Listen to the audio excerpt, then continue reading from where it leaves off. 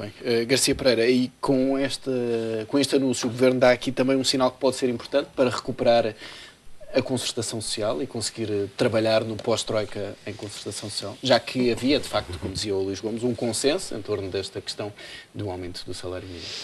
Bom, boa tarde antes de mais. Bom, eu acho que o Governo está a fazer é usar uma cenoura. O que o Coelho está a fazer é usar uma cenoura. E essa cenoura são as declarações que ele prestou naquele Congresso dos Trabalhadores Social-Democratas, que é uma fração sindical dos partidos de direita e extrema-direita em Portugal. E o que é que Passos Coelho nesse Congresso afirmou? Passos Coelho nesse Congresso pediu aos trabalhadores portugueses e às entidades patronais que, enfim, que viabilizassem um novo acordo de concertação social e mostrou-se disposto a um acordo de médio prazo para aumentar o salário mínimo nacional e ainda também para retomar a contratação coletiva, apontando designadamente a questão das portarias de extensão. O que é que isto quer dizer? Isto quer dizer que o que Passos Coelho, cujas medidas têm sido de o roubo dos salários, o roubo do trabalho, o aumento dos impostos sobre quem trabalha, o aumento do desemprego, o aumento dos despedimentos, o que Passos Coelho está aqui a fazer é tentar trazer os operários, os trabalhadores, os sindicatos e as centrais sindicais para uma mesa de negociação da concertação social onde não está nada de concreto em cima da mesa e que permite uma manobra que consiste em ir dizer para os seus patrões da Troika que até conseguiu uma certa margem de entendimento. E isto é o instrumento privilegiado de que o Governo necessita para poder desarticular as lutas operárias e dos trabalhadores em geral e continuar a impor a sua política de corte nos salários, de corte nas pensões, de aumento dos horários de trabalho, da alteração do Código de Trabalho para facilitar a contratação precária, o desemprego e, portanto, este regresso à concertação social com que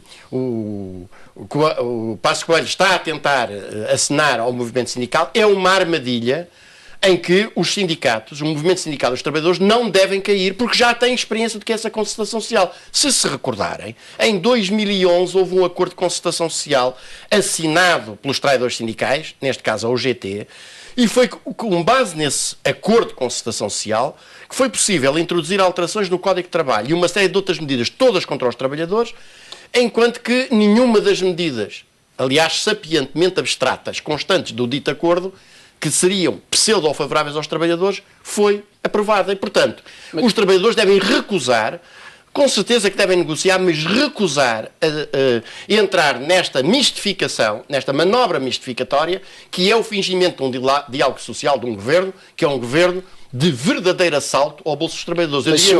Mas se houver uma proposta, de facto, com valores definidos e com metas definidas... Que não há neste momento, porque um plano a médio prazo, sem sequer se avançar um valor, um plano a médio prazo são 5, 6 anos, não é nada disso. Portanto, quando os trabalhadores ouvem um governante como o Passos Coelho falar em concertação social, devem puxar ele logo da pistola, porque já sabem o que é significa a concertação social com este governo.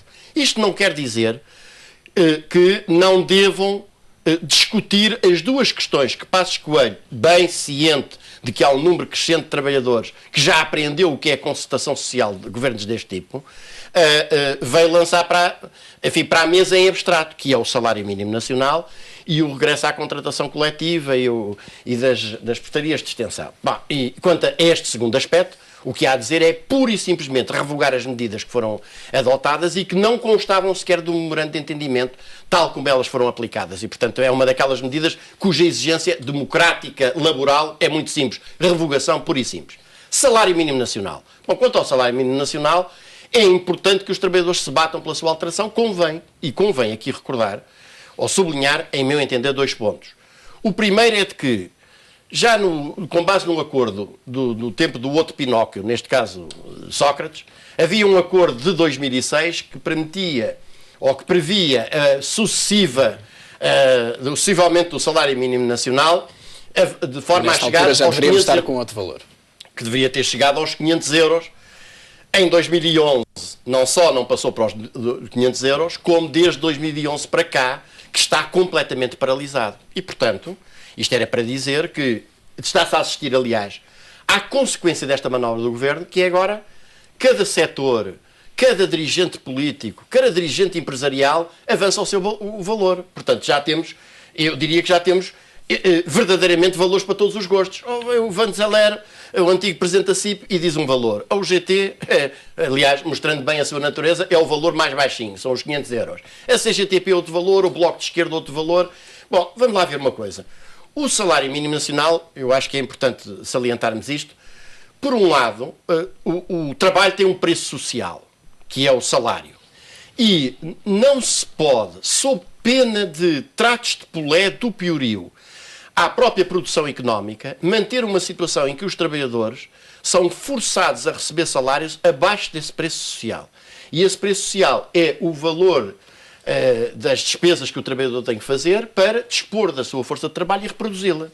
E, portanto, é absolutamente indispensável o aumento do salário mínimo nacional, e eu entendo que, tendo presente a atualização que já devia ter havido e não houve, e tendo presente também é exatamente esta concepção do preço social do trabalho, que ele deve ser fixado em 530 euros. Mas o segundo aspecto é este, é acabar imediatamente com este jogo de permitir que apareçam vários valores em jogo, que vai amanhã permitir ao Governo dizer, bom, nem eles se entendem quanto a isto, o melhor é só se pensar disto daqui a uns tempos. E, portanto, a minha opinião é esta.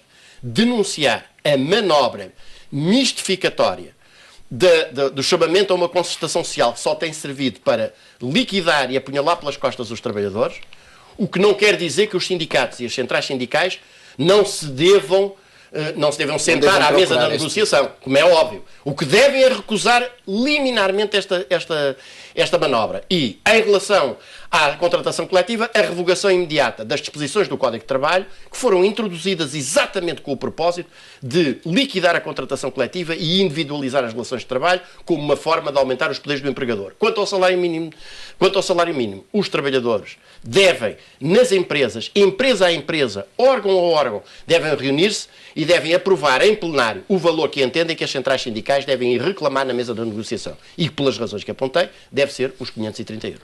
Acha que os portugueses, depois do fim deste programa de ajustamento, podem, de facto, esperar por mais sinais positivos?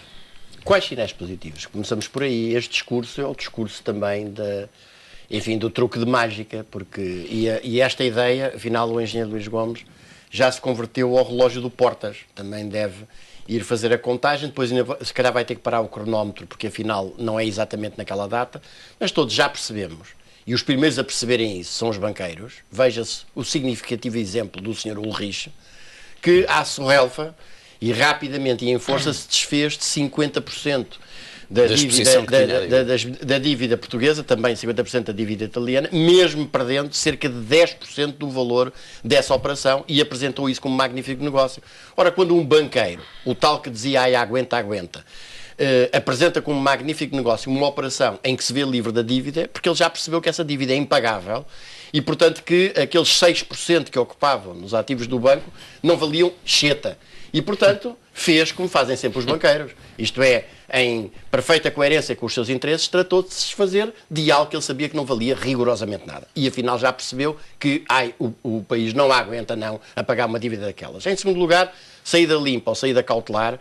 A verdade é que temos um país de pantanas e, já agora, aproveito para dizer que, para além, hoje não dará tempo para analisar isso com profundidade, mas mesmo esta previsão fantasmagórica do FMI de 1,5% de crescimento, eu chamo a atenção que, de acordo com um dos padrinhos políticos do meu querido amigo Luís Gomes, o professor Cavaco Silva, disse, para que Portugal ficasse encaixado nos critérios do Tratado Orçamental, eram precisos 21 anos de crescimento a 4,5% e com juros na base dos 4%, já com excedente primário de 3%, portanto, um crescimento de 4,5%. Isto é um terço disto.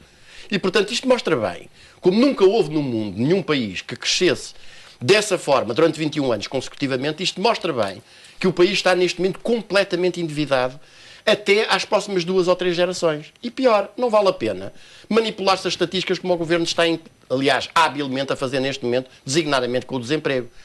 Não só atenuando o efeito do desemprego através da imigração, como tendo posto em marcha um gigantesco número que permite falar-se em qualquer coisa, de acordo com os números do próprio Instituto Nacional de Estatística, em qualquer coisa como 145 mil inativos ocupados. Isto é, pessoas que são metidas, ou, como eu já tive a oportunidade de denunciar, em cargos públicos, a receber 80 euros por mês, mais o subsídio de alimentação, ou em cursos de formação, que não interessam nem ao Pai Natal, mas que fazem essas pessoas saltarem das estatísticas do desemprego.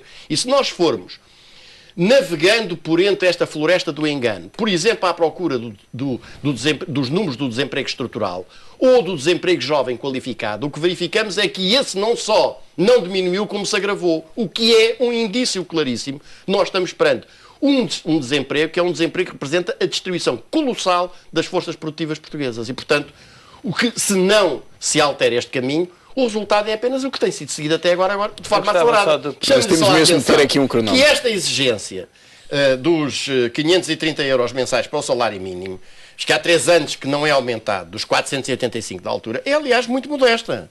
Muito longe da exigência das centrais sindicais germânicas, como nós vimos, que dá um valor de qualquer coisa como, não os 1.500, eu penso que é um pouco menos, 1.360 euros de salário mínimo alemão. Nós pedimos muito menos, 530 euros, que incentivamos os trabalhadores em plenários por empresa a aprovarem pelo seu voto operário de trabalhador que os sindicatos se vão bater por esse objetivo, unificando a luta em torno desse mesmo objetivo. Nós somos bastante mais modestos e não esquecemos que apesar de tudo, o nosso pequeno salário mínimo, juntamente com outros pequenos salários mínimos, em particular com os países do leste europeu, que alimenta o chorudo salário mínimo alemão.